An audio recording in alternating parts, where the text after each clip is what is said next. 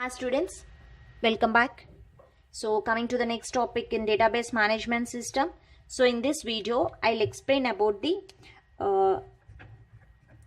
building blocks. What are the building blocks of database and some advantage of using the database. So I'm talking about the database, not database management system.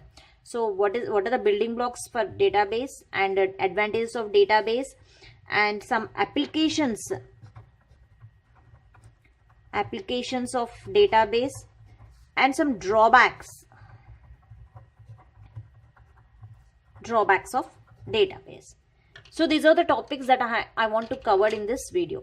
Now let us see what are the building blocks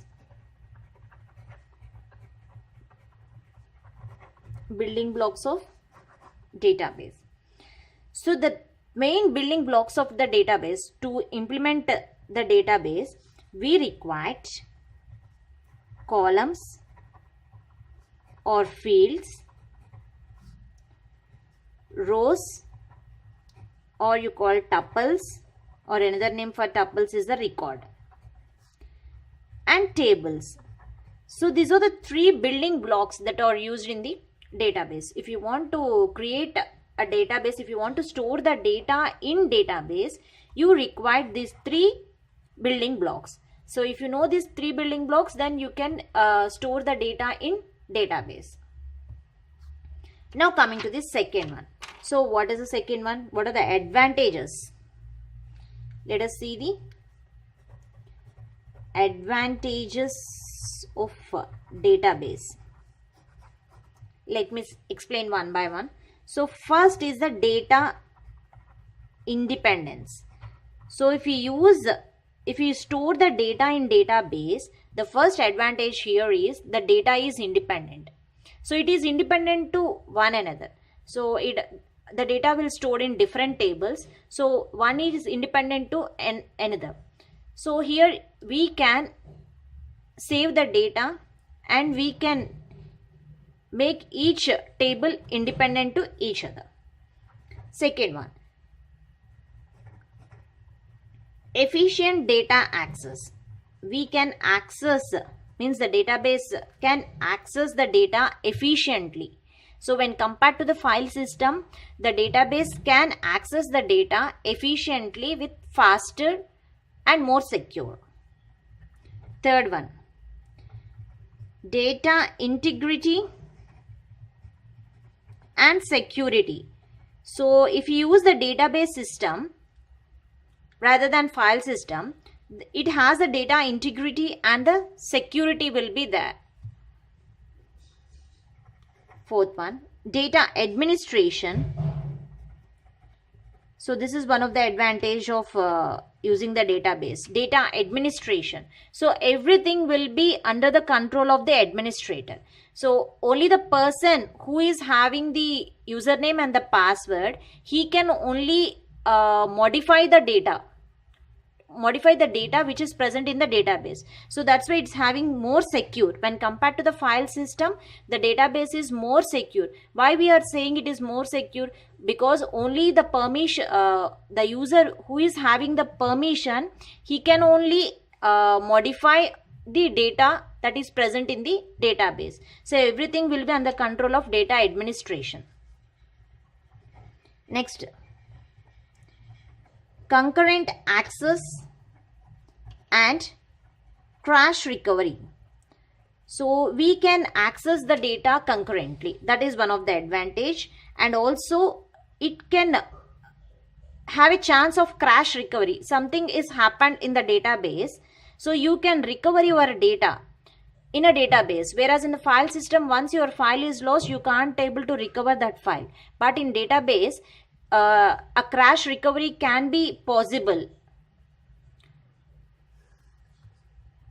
Next, its next advantage is reduce application development time. So if you want to implement any product, the main thing is you have to submit that product within a time.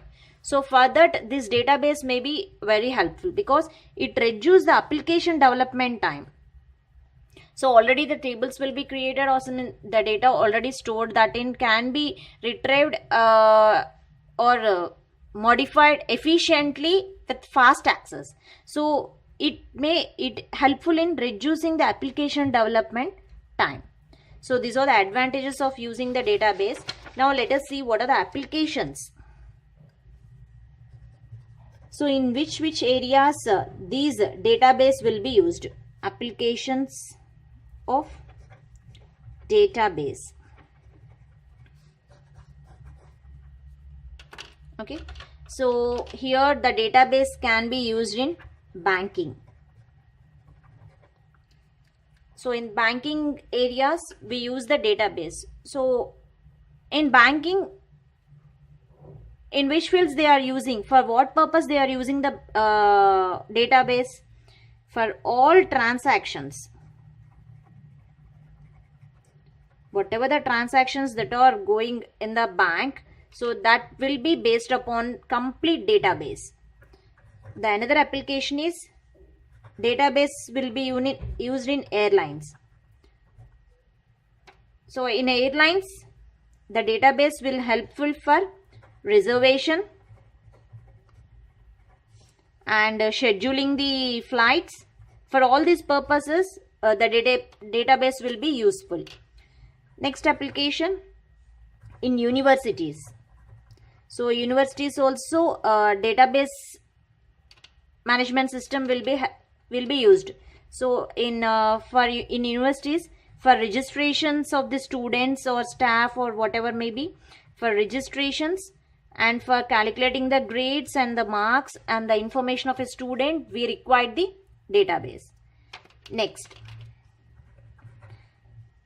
in sales. So this is one of the important application, means here the database is more useful. In the sales, we use the database for customers, products, purchases. So for all these fields we required database to store the relevant data. And another application is manufacturing. So in the field of manufacturing also they required database compulsory to store the data. So in the manufacturing field, for what purpose they are using the database? For production, inventory, orders, supply chain. For all these fields they require a database to store their relevant data. And next in human resources. So in human resources also they require the database. So they will use the database for employee record and for salaries or for tax deduction. So for everything they required a database to store their data. And in which fields they will go for? And coming to telecommunication. Nowadays everyone is using this telecommunication. So in the telecommunication field, the database is mainly useful for storing the records of calls, monthly bills, etc. Okay. So these are the different applications of database. Means in these fields, in these areas, the database is mostly useful.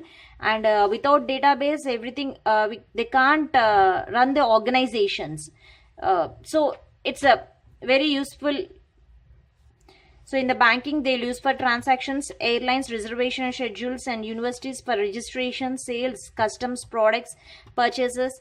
And for manufacturing, they use for database for production, inventory, orders, supply chain. In the area of human resources, they will use database for storing employee records, salaries, and tax deductions.